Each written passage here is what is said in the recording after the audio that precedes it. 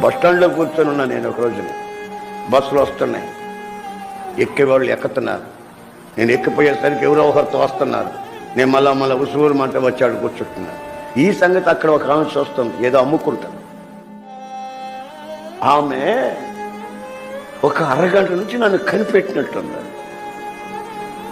ఒక్కొక్కరు తగులుతుంటే నాకు మన కట్టి పొలాలు తగిలినట్టున్నాయి.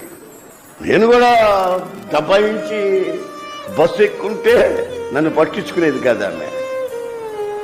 కానీ లెక్కనే పోన్లే, తర్వాత పోదాం, ఎందుకు వచ్చిన గొడవలే, ఈ గుంపుతో ఈ కంపుతో ఎందుకు మనకు అనవసరమైన పక్కన కూర్చుంటే చూసి అయ్యా నువ్వు దేవుని పెట్టవా అని అడుగుతుంది. నాకు ఎంత సంతోషం అనిపించిందంటే, నేను చెప్పకుండానే, స్టిక్కర్ కనిపించుకోకుండానే, జిబ్బేయకుండానే, మళ్ళా కవర్ వేయకుండానే, ఏమీ చేయకుండానే దేవుని బిడ్డనే ఆమె అడుగుతుందంటే ఎలా గుర్తుపట్టావమ్మా మీరు అంటే, నాళ్ళు చూస్తున్నానండి.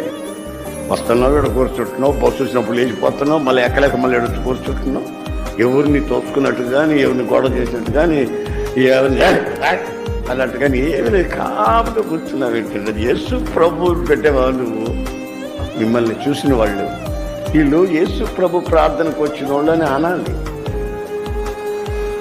మిమ్మల్ని చూసిన వాళ్ళు వీళ్ళు యేసు ప్రభుని నమ్ముకున్న వాళ్ళు అని అనాలి.